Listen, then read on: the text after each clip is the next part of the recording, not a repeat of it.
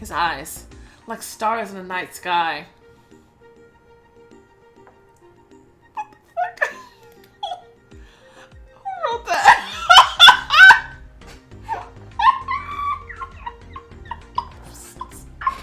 I'm sorry. Oh man. Okay, so it was like the story could be a little cliche.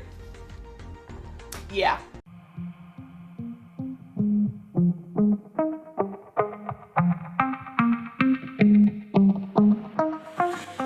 Hi guys, welcome to a brand new story. We're gonna be playing Bloodbound now.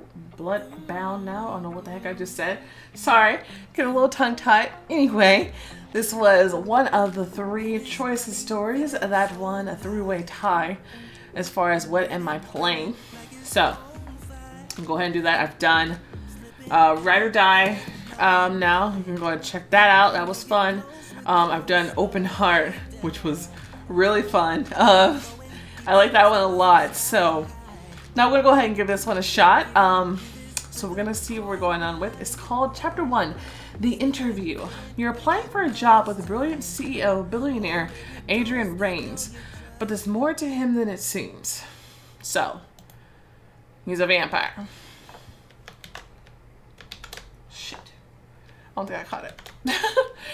Note this book contains violence and mature situations. Player discretion is advised. Ooh. Start right out with the music. Oh, dude. Okay. I think I got that one. That's kind of cool.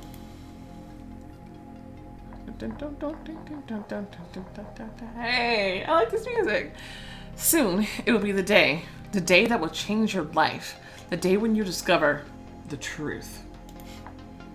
But first, this music is kicking off.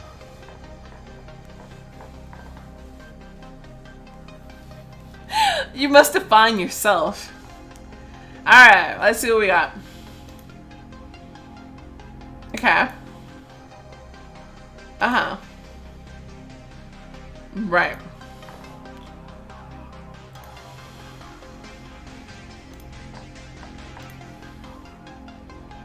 I'm vibing with this girl.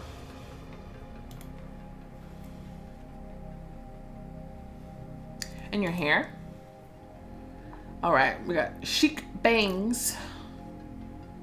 We got long braids. Ooh. I haven't messed around with the hair like that. It's nice. Balayage waves. Okay. Or a long bob. Short curls. Curly bun. That's kind of fun. We might go with the chic bangs. I like the braids. I just don't know if I like them on her.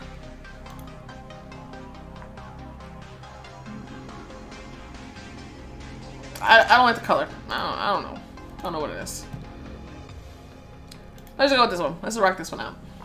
Sure. Now, choose the outfit you wear for the most important job interview of your life. Polished professional. Okay. Timeless stripes. Okay, how much was this one? More expensive.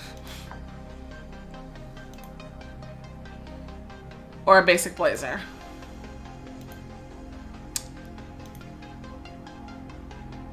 Breezy ruffles. Alright. We might as well go ahead and pop off. What is your name? My name is Melody. Good. What do you think? Alright, let's rock.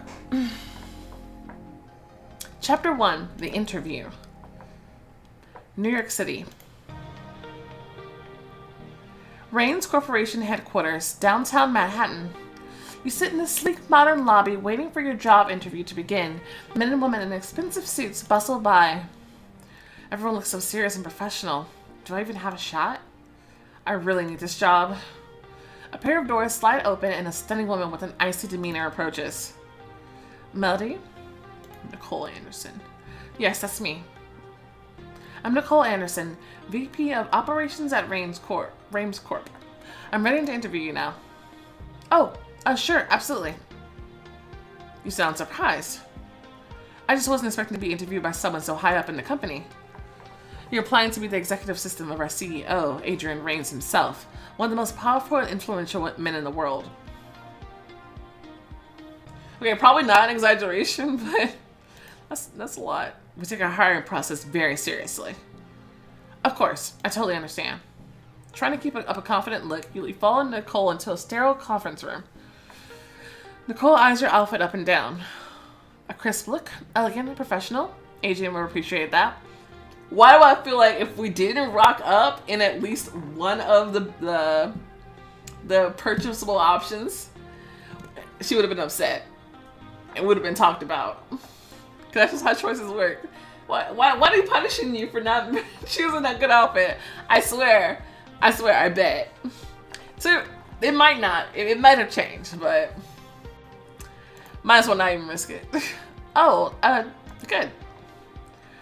Now then, because I feel like they don't make any of their free options cute anyway. So. Now then, the Raines Corporation is a global leader in technology and innovation. Why exactly are you interested in being the executive assistant to our CEO? Well, I love to help make the world a better place. I want to climb the corporate ladder. The salary is incredible. Okay, let's not say that last one.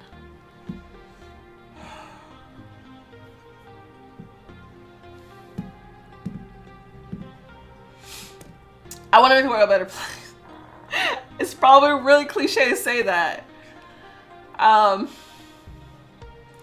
if you're asking me, what I admire most about the Raines Corporation is your dedication to global innovation and improvement. The Clean Water Initiative, the vaccine for the Cirrhosis virus, the Green Energy Project. You guys aren't just getting rich. You're trying to help people to make technology that'll save the planet. Okay, that's a better answer than what they had just there. Do-gooder. Your motivation is making the world a better place. Oh, that defines who I am. Interesting. So you can have different personality types? That dictate how your character will respond to certain situations, or maybe the options available to you? I don't know. Tell me if I'm reading into that too much. But that sounds fun. I like that. So say I'm a do-gooder. Can you think of anything better than being a part of that? I could answer. A bit cloying, perhaps, but Adrian might actually like that. Just then the door at the back of the room swings open, and a handsome man in a perfectly tailored suit strolls in. Choose Adrian's appearance. Not that guy.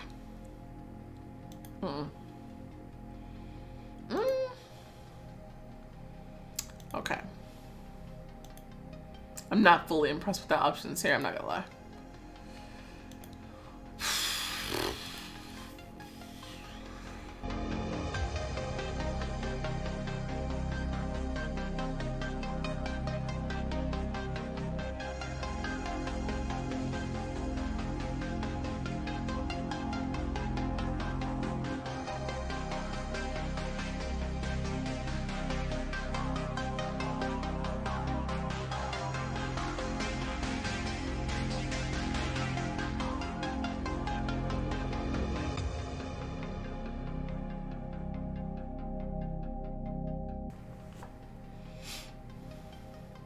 I'm gonna try.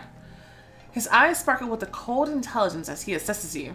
Yeah, see, I couldn't see that from the other guy. The other guy looks like he was, should be at the beach somewhere. I'm sorry. Adrian, I wasn't expecting you. I had a free minute. Is this the candidate? Yes, but I've just started the interview and I'll take over from here. Of course, sir. Go right ahead. Adrian pulls up a seat opposite you. It's like his eyes are burning right through you.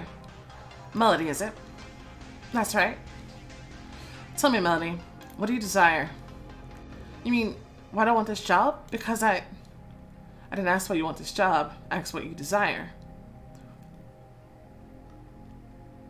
This sounds like Lucifer. Like the show, the Netflix. Well, it's on Netflix now. I desire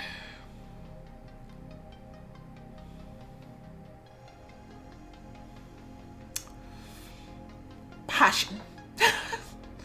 Oh, really? Sorry if that's too personal. I'm just being honest.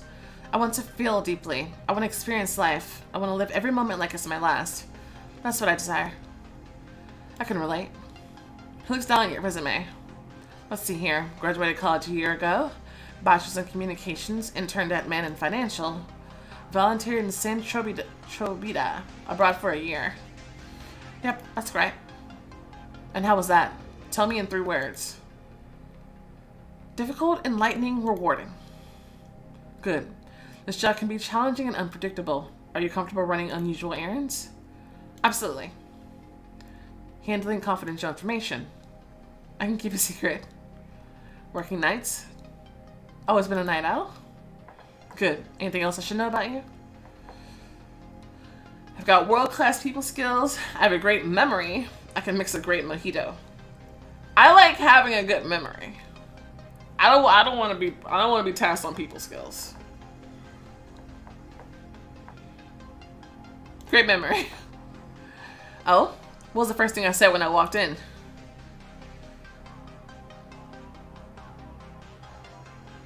Well, this was obvious.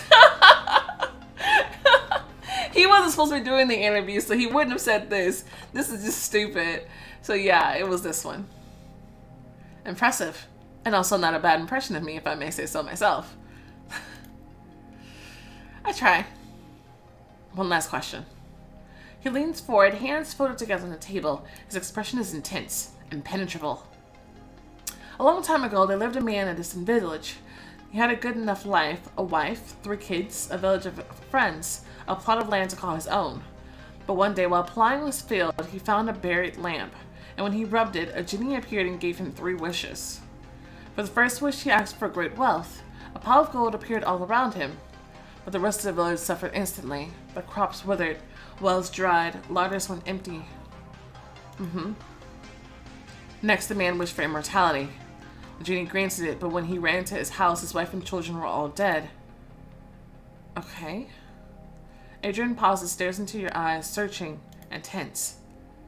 Tell me, Melody, what should the man ask for his 3rd and final wish? For his wishes to be undone. To undo the last 2. Because he'd already had all he really wanted or needed. It's a story about greed and temptation. There's no way for the man to win because he should never have played this game. All I can hope for is to bring things back to the way they were. Adrian nods thoughtfully, momentarily far away. He pauses deep in thought, fingers steepled, and then grins. You're hired. What? Seriously? Adrian extends his hand and you take it. His grip is firm, his skin impossibly smooth. Welcome to the Reigns Corporation. But we have 15 more candidates. We haven't even... This is the one. Of course, understood. Mr. Reigns, sir, Call me Adrian. Adrian, I'm just so honored for this opportunity. I promise I won't let you down. Good, because I take promises very seriously. When do I start? Right now. Nicole leaves to process your paperwork and Adrian escorts you out towards a glistening, shiny elevator. You step into an elevator and Adrian presses his key card to a scanner to make a display with buttons appear. He presses one labeled Executive Office. So, is this your own private elevator?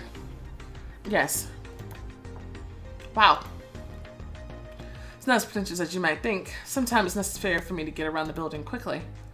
Oh, I didn't mean... I understand you're a busy person. One of your job is to help me be more efficient so I can get more done. My previous assistant, she didn't understand that. Is that why she's no longer with the company? Something unexpected passes in Adrian's eyes. Guilt?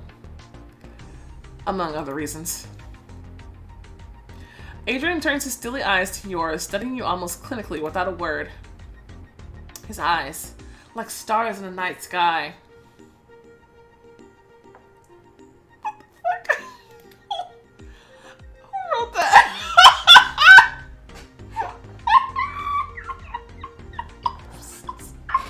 I'm sorry. Oh man. Okay, so it was like the story could be a little cliche. Yeah. I'll absolutely do my best, sir. I mean, Adrian. I have no doubt you will. That's why I hired you. I'm ready to hit the ground running. What's on the agenda for today? My schedule for the rest of the day is packed. Right now, I need to prepare for a meeting with some very important partners. Got it. I'll be sure to meet them as they arrive. How can I help you prepare? How can I help you prepare? I like your initiative. I can order some food to be brought in. There's an incredible Mediterranean place around the corner. Thank you, but we won't need anything to eat. Not that you can provide. However, there is something else. Whatever you need.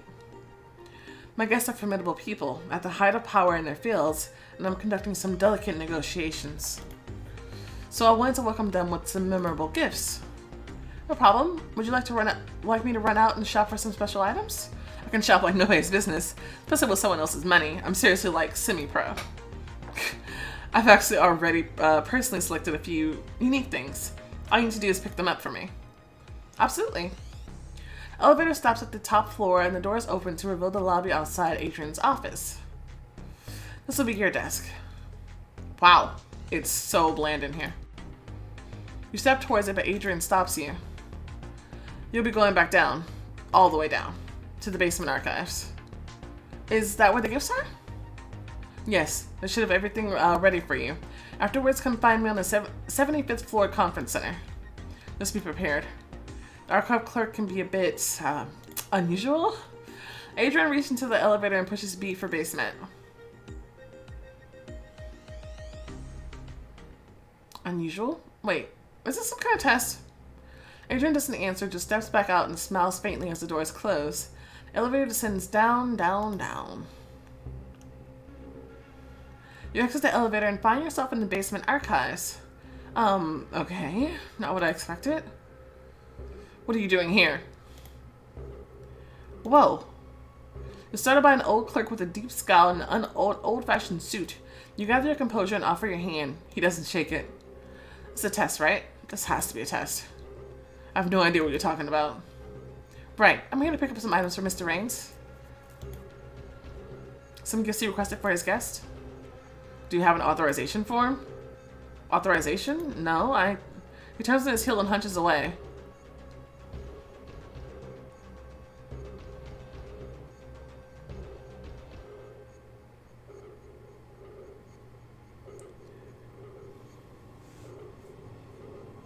Do I be nice? Or am I like, bitch, give me that shit, I need it.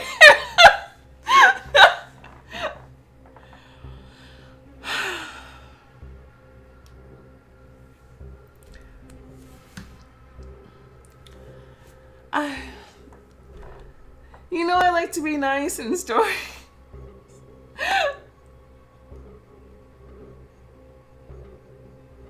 Sorry, please give me a moment. Clerk stops and turns around. You've got 1 moment. I'm Mr. Rain's new assistant. I just started today. I'm sorry I didn't realize I needed an authorization form, but Mr. Rains himself requested that I come to speak to you directly. Thank you for letting me know the proper procedure. I'll be sure to follow it next time, but Mr. Rains is expecting these items. I don't want to get fired before I even get a chance to prove myself. The clerk doesn't answer. He just grunts, disappears down a dark aisle of shelves. I'm gonna take that grunt as okay. Please, please, please let that have worked. Maybe I should have tried to cry a little? A few moments later, the clerk reappears with a carved wooden box in his hands. Is that everything? It contains 3 things. Do not get it wrong. Get what wrong? He reaches into the box and pulls out an elaborately engraved silver dagger. The dagger is for Mr. Castellanos. It's from the 14th century.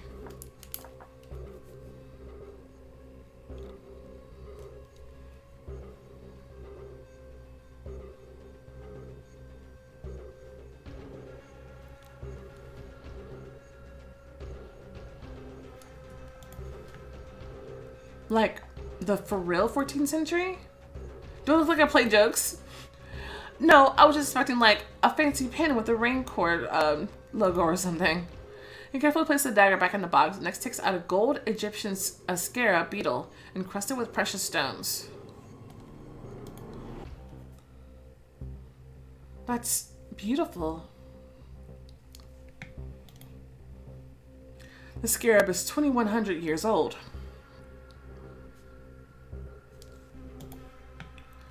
Like, she said that shit one more fucking time. Yeah, dude. I'm with him on this one. Holy, I studied these in a history class. Oh, not now she's a history major. It's intended for Miss Saeed. Saeed. Got it. Anything else? He said there was 3 things. The clerk pulls one last item from the box, a tiny glass vial filled with the red powder and sealed with a tiny cork.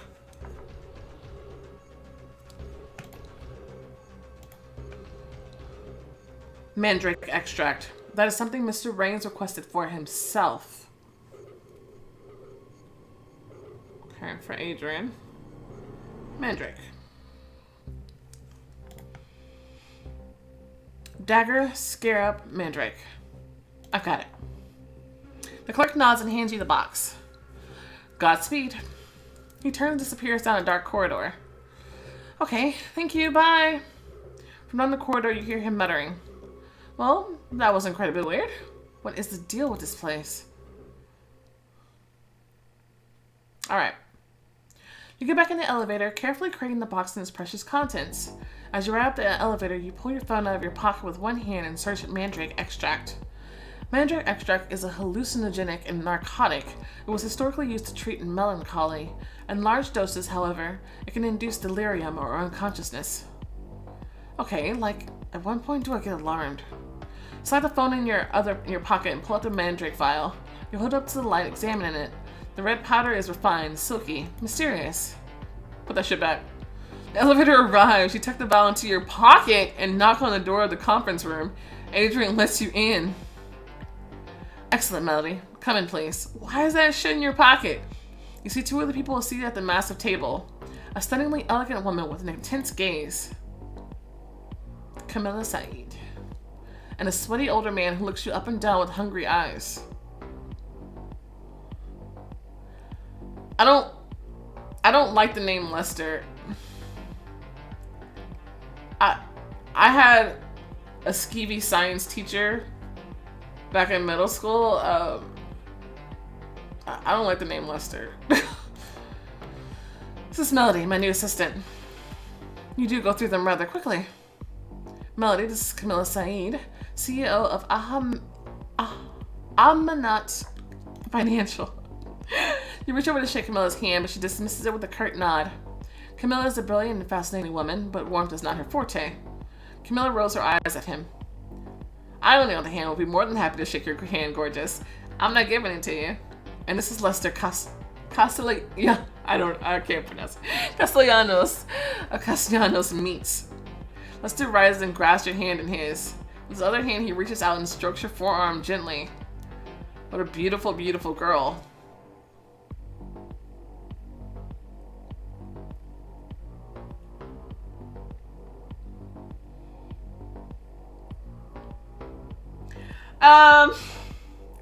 Like, he said that these were important, so I'm not trying to be like, how dare you, but dude, I kind of just want to like, yo, dude. Like, are you cool with this? Because that's something I need to know. You look over to Adrian, alarm in your eyes. Fast, impossibly fast, Adrian crosses the room, grabs Lester's wrist, and slams his head into the table with a crack. Hands to yourself, Lester. Lester, please, come join us in the 21st century. This sort of conduct is so tiresome. The scowled Lester jerks his hand back and cradles it. Melody, I apologize for Lester's behavior, so he doesn't have the manners to do it himself. Are you okay? Yes, thank you. Back to business. To commemorate our partnership, I have chosen some small gifts for you. Melody, can you do the honors? Absolutely. Reach into the wooden box and pull out the bejeweled scarab. Scarab is for Camilla. You glance over to Adrian to double check. Relieved, you hand the scarab to Camilla. Camilla turns it over in her hands, admiring it. Nailed it. You correctly deliver Adrian's gifts. I guess because I only have 2, so it's like... I don't know that where it says dynasty. Very nice, Adrian. I thought you'd appreciate it. The scarab is a symbol of rebirth, if I'm recalling my college class correctly. Camilla glances up at you as if really noticing you for the first time. Your eyes meet. Hers are brown, the deepest, most beautiful brown you've seen, like you could lose yourself in them. What? Lester loudly clears his throat, pulling you out of the moment. Lovely, poetic, but what do I get? You pull the dagger from the wooden box. Ooh, angel with a switchblade, I'm in love. For God's sake. Actually, it's an antiquity from the 14th century, and it's for you, Mr. Castellanos. Please call me Lester, or Daddy, whichever you prefer. Asshole, more like. Takes the dagger, facetiously making a point not to touch your hand as he does. Thank you, Adrian. And did you see? I minded my manners. Congratulations, Lester. You did the bare minimum to not be walking slime. Thank you, Melody. You may go. Let me know if you need anything. I'll be at my desk. You leave the room. Blech, what a creep. Look, Camilla seems pretty cool. I'm just glad I made it through that without being fired. That thing in your pocket, you gonna keep that in your pocket, or you go to your desk and wait for your meeting to be over and text your roommate Lily. It's getting late and they're still in there. This equals weird. Do I stay or come home? It's your first day. Stay. It's not like you have plans. Yeah, I guess he did say I have to work some nights. Careful with that. Then more weird attacks all over the city. More? Yeah. Ugh, so creepy. What are you up to tonight? Date night with Melody. Sexy. Have fun and you be safe too. Gotta go later. You hear the doors to the conference room opening and hear Adrian saying goodbye to Camilla and Lester. Tuck your phone back in your bag as Adrian approaches your desk. You're still here? Well, I wasn't sure if you still needed me, so how was the meeting? Satisfactory. Fair enough. So, is there anything else I can do for you, or that shit in your pocket that you stole, that's supposed to be for him? No, you're welcome to go home. I don't want to keep you any later, but that shit in your pocket. But he hesitates for once, as if thinking it over carefully over. I make it a point to get to know my new employees, especially those I'll be working closely with. There's a restaurant I was planning to go to tonight, one of the finest in the city. Perhaps you care to join me for dinner? If you're not busy, that is. It's a great chance to get to know your new boss, professionally and personally.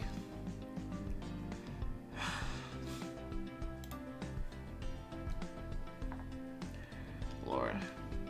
Excellent. Okay, so now you can give him that shit that's his. She's still holding on to. Are we going out? Not out, up. Adrian holds a key card up to the scanner in the elevator and starts heading up. I didn't know it was possible to go any further up in this building. It's a private restaurant. Reigns on corporation employees only. Seriously? Seriously.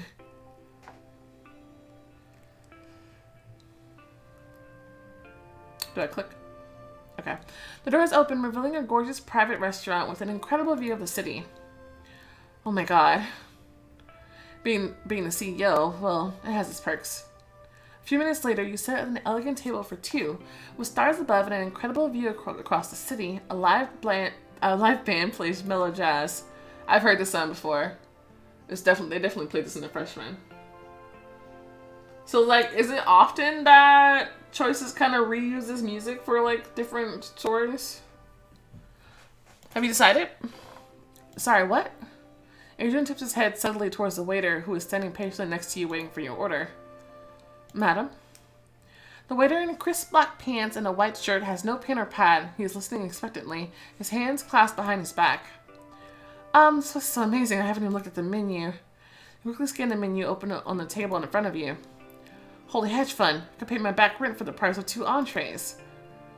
Order anything you want. Truly. Have the lobster with clarified butter. Let's make ravioli with ricotta and Tuscan morels. Our steak chateaubriand. Okay. Yeah. Ravioli, please. Are you a vegetarian? More so lately. It feels like the right thing to do. I admire the intention. It's just not for me. I'm a carnivore. Through and through.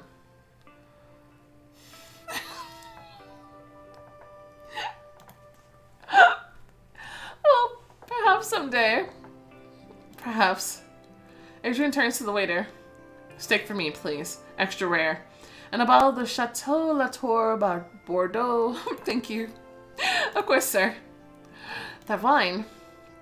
My apologies, I didn't intend to be presumptuous. Do you like red wine? Yes, but that's a $900 bottle. You know your wine. Browsing expensive wines is a kind of a personal therapy. Never thought I'd get to drink one. So now I suppose you think I'm pretentious and presumptuous. Oh, no, not at all. I'm just impressed. Spent a lot of time in France, which has made me quite choosy about my wine. I hope you like it. Thank you. That's very generous. So... yeah, what were you doing in France? Sorry, I don't mean to pry. It was quite some time ago. I was a bit of a wanderer before I became interested in the ways of technology. In the ways technology could improve the world. Perhaps my more recent work is a bit of unconscious penance for my less than noble youth. He glances away, lost in an inscrutable thought, then turns back. So, what's your story, Melody? I guess I'm a classic case of a small town girl coming to the big city to see what it's all about. And have you found out? Not yet. Well, let me know when you do. I will, but it might be a while. There's so much to do and see and experience. The city is so amazing and so different from where I grew up. Literally no one else in my family has left our town. I've always been the adventurous one. Are your parents worried at all about you being here? Oh, they've lost their minds. We're talking text every morning just to make sure I'm alive. But they try to be supportive of whatever I want to do. And what is that? I don't know yet. All I know is I want it to be something meaningful. Sounds like we're a good fit. You and the Reigns Corporation, that is. Oh, absolutely. When I started the company, I didn't want to limit myself to only one type of investment. I wanted the freedom to pursue any type of innovative technology that had the potential to transform the world. I firmly believe that in time, we'll eventually solve diseases, poverty, environmental threats, even death itself. Our capabilities are limitless. Wow. Your optimism is so... Let's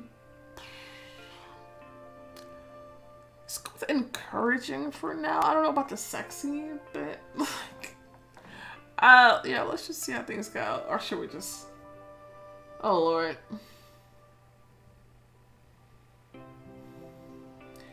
Like, should we just spice things up? It's probably gonna get spicy on its own, surely. I don't know. Let's just have a bit of fun with it, because we're already here. Aiden just cocks his head slightly. Did I just say that out loud? Say what? I'm not saying it again. I have no idea what you mean. Is it kidding or did he really not hear me? Please, please let him not have heard. The waiter returns and pours a taste of wine. Your wine, sir. Why don't you let her try it? The waiter hands a tasting glass to you. You take a sip. That's amazing. Definitely the most incredible wine I've ever tasted in my life. The waiter pours full glasses for you both. You take another sip. Describe it to me. Bold and earthy. You can do better than that. You close your eyes. Maybe it's just the wine, but you suddenly feel a surge of memory washing over you. Like, I'm riding my childhood pony through a pasture of overgrown dewy grass at sunrise, past flowering honeysuckle and ripe blackberry bushes. And I close my eyes, so all I feel is the warm rhythm of the pony swaying under me. And all I see is the golden flicker of sun. You open your eyes. Adrian watches you intently, his eyes shining as though experiencing it through you is even more pleasurable than drinking it himself. Probably is, because I don't know if you can actually taste it that well. If you're enjoying the wine this much, I can't wait to see what you think of dinner. After dinner, which was seriously the most delicious meal you've ever had, oh god, you and Adrian stayed on the restaurant balcony overlooking the New York City skyline. It's all out there. Your apartment? No, just everything. The city of the future. I love this place. It's my favorite city as well. I've tried more than a few in my time. I feel like my search is just starting, but somehow I know that something special is here. An adventure. A moment when I'll just know what I'm supposed to do, where I need to be. I felt that way once too. I didn't always live like this. As a boy, my family was, well, let's say we weren't exactly wealthy. For one moment, you can see a dense forest, smell the wet earth, feel a chill breeze. I dreamed of one day standing before a view like this. But now that I'm here, all I can do is wonder what's next. You mean you don't know? No, that's both terrifying and amazing. He looks into your eyes. I think I know what's next. We get closer. Can He's working towards a better world. Adrian smiles wistfully. So we do. He looks down at you, searching your eyes, then steps back. It's getting late. Can I call a car to take you home? Especially with those attacks around the city lately. I'd appreciate it. Thanks so much. I take you myself, but I have to head back up to the office to wrap up a few things. Cocks his head to the side, and that second in the moonlight seems different, inscrutable. This was pleasant. Thank you for joining me, Melody. About the mandrake that I'm sure you knew was in the box that I haven't given you, and for some reason, for the person to have been described as having a good memory, she's forgot she had this in her pocket. Of course. I think we're gonna do great things together. Me too. He heads back down, calling you a car on his phone. You gaze out at the city lights, smiling faintly, with that shit still in your pocket. This doesn't bode well, guys. She should not have that crap in your pocket. A little while later, you arrive back at your apartment. Your roommate Lily is there, hanging out on the couch, playing a video game. Gold medals for kills, gold medal for damage done. Play of the game. The real play of the game will be getting McCree and Hanzo to kiss. Happy as I am to see you crushing it. Didn't you have a date with Melanie tonight? Still waiting for her to text me. Oh, Lord. Oh. Forget it. Tell me all about the new job. It was...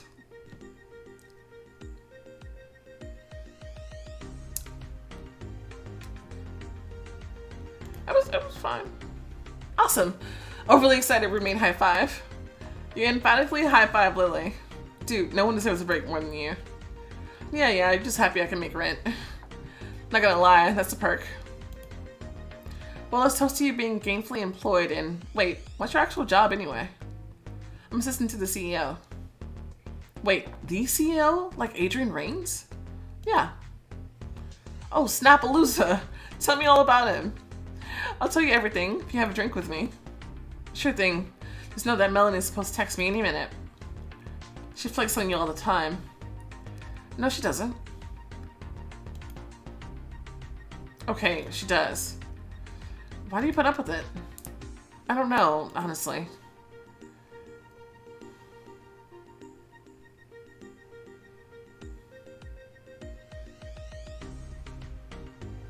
It's not like she flaked on you once or twice.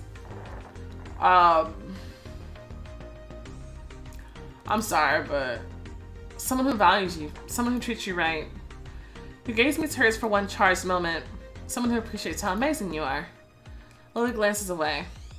I just don't know if I'm quite there yet, but thanks. You're the best bestie. No, you. I'm here for you no matter what. You need to be with someone who appreciates you for your deep awesomeness. You hug Lily. Now, where's that bottle of the good stuff we were saving for a rainy day? Or an employed day?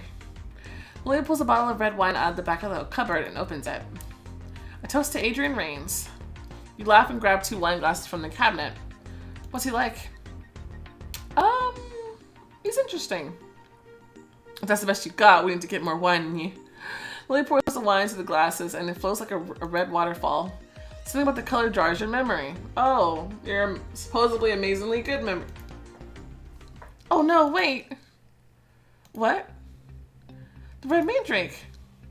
Red mandrake? Are you into magic now? Because I'm always down for a Buffy marathon. Me too. Pull the small glass bottle of red powder out of your pocket. I forgot to give it to Adrian. Throw your jacket on and grab your bag. Are you seriously gonna go back out with the attacks in the city going on? He didn't seem that worried about it. It's not that serious. You don't even know if he's still there. He said he was gonna wrap some shit up like before, but... Sorry, I have to go. Oh my god. You rushed into the night, leaving Lily alone. So I realized I poured this for us to drink together, but some poor grapes gave their lives for this wine. It would be a tragedy to waste it. Lily drinks her wine, and yours. Dash back to the office, begging the security guard to let you in and take the elevator up to your desk. See a crack of faint light under the door to Adrian's office, just beyond. Phew, he's still here. Push his office door open. You didn't not gonna knock or nothing? Adrian? Oh my god.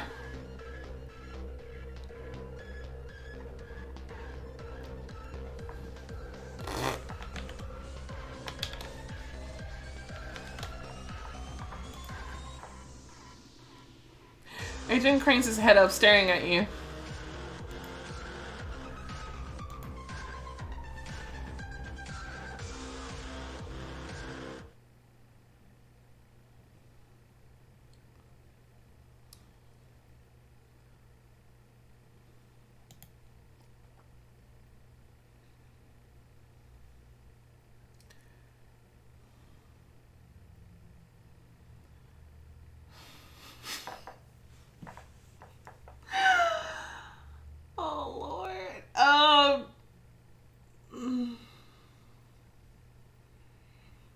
That one's even more cliche than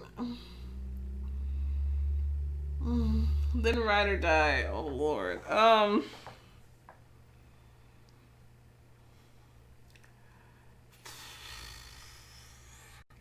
Some of that dialogue.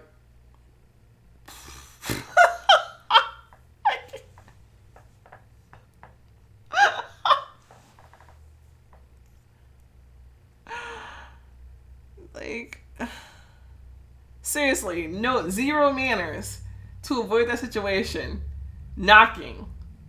This is your boss. Don't just burst into his office. Like, it's because you now suddenly remember in the middle of the night that you need to give him this thing.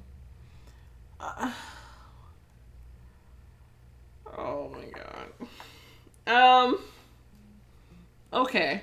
Well, I'm not impressed yet. Of the three, I'll be honest, this is my least favorite of the three that we just started. I'd rather die, Open Heart, and Bloodbound. But, you know, I'll give it a shot. We're at least gonna finish book one. But, yeah, that was a little bit weird. I don't know how I feel about that. But at least she's jumping right into knowing about the vampire thing, so that's something. Usually in the story it takes them like 10 years to discover that that's what's going on. But anyway, wow, okay. Tell me if you recommended this story. Tell me why you liked it. Why you like it. Tell me that. Yeah. Like, I don't know. Tell me your take on it, because, I don't know. It could just be first chapter blues. Honestly, the first season of, Moonborn from Romance Club, it was kind of iffy. You know, it was a little cliche. Some of the writing was a little strange like this too. Yeah, to be fair, it was a bit of a struggle in the beginning. So to be fair, I might as well just keep going. So far, I can definitely say that all the stories, like all the settings, are very different. At least there's that. So like I don't feel like I'm playing the same thing. Like, even from something like Moonborn, this feels a lot different. I wonder if the story's like only about vampires, whereas Moonborn kind of had vampires and werewolves going on. I don't know. It kind of seems like she has some sort of like weird power or something happening there. I don't know, I feel like something's going on there when she keeps seeing the images and things like that. That's interesting. But, I don't know. I don't know. We'll just have to see what happens. Anyway, thank you guys so much for watching. If you enjoyed this video, go ahead and try the like button, some love, subscribe to see more content like this, and I will see you next time. Bye! Are you good enough to wait for me?